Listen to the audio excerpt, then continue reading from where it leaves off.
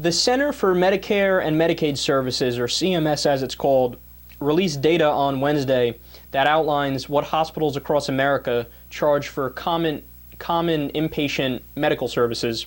And the takeaway from the numbers is that there is essentially no rhyme or reason to what different hospitals charge for the same procedures across different geographic regions. So for example, when you look in the New York, New Jersey area, the cost of treating chronic obstructive pulmonary disease, in the Bronx, it is $7,044.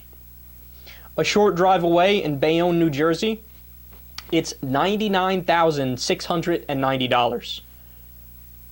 What a huge swing. That's over $90,000. That big of a difference in treatment? How can that be? Now, you could say, and the first thing that popped into my mind, to be honest, was it's got to have something to do with supply and demand and just regular market forces, because there's no way you could have that big a swing. It just seems to defy reason. But what's interesting is that all the articles I was reading about this, they basically say it appears to be the opposite. In other words, wherever there are poorer, more underinsured places, they have the highest prices. So the people with the least amount have the highest prices, and vice versa. And the reasoning is essentially because the companies feel like they can get away with ripping people off in the low-income neighborhoods. There was also a Time magazine investigative report on this. I think we talked about it a few weeks ago, probably a few months ago. And the findings were amazing, man.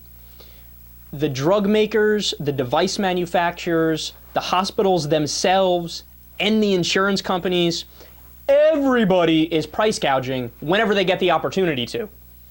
You know, there was one report about a guy in Florida who owned a small business, but he fell on some hard times, so he had to just downgrade his insurance policy to a lower policy. He ended up getting sick where he could barely breathe. He had a respiratory problem. He was in the hospital for a few weeks. He came out, $440 some odd $1,000 bill. When you looked at his all the line items of how he was charged, it's the biggest bullshit scam I've ever seen in my life. They would charge him, over $10 to use tissues, to use a tissue. And they give it funky names to try to make it seem like it's high-minded. Cough suppressant aid, $10.99. Oh, you use you know what they charge them for? You know the little cups that they give you the pills in? They charge them over $10 for each one of those. Every time he used the oxygen mask, they would charge him a couple $1,000.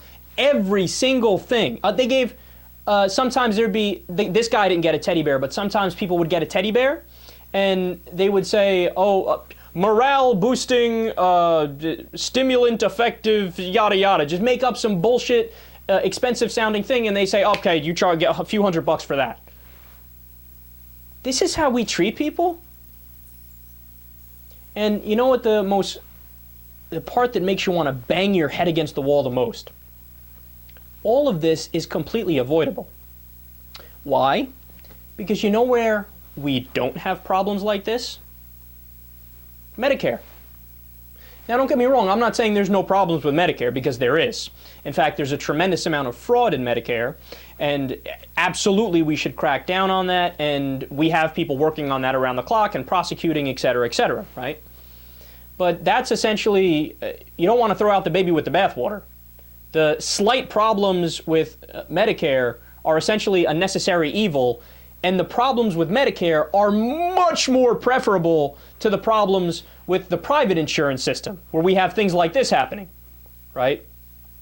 God, it's a no-brainer, man. Single-payer health care, universal health care. Just even if you do it on a state-by-state basis, you pass a federal law that says on a state-by-state basis you have to do a French-style, single-payer, government-run universal health care system where you have private providers and public funds. That would, overnight, our problems would, half of our problems would disappear, and then we'd work out the kinks with time. We have the answers. It's just a matter of having the political will to go about changing it. I mean, we live in a country where the #1 cause of bankruptcy is medical bills. How mental is that? I can't imagine a more ridiculous system than that. #1 cause of bankruptcy is medical bills? You know what? You know how many people go bankrupt from medical bills in Canada? Dick. Zero. Donut. Zilch. Nada. Nobody. France? Nobody. Britain? Nobody. United States? #1 cause of bankruptcy. But I know. I'm a evil, horrendous lib for bringing this stuff up. Look, facts are stubborn things.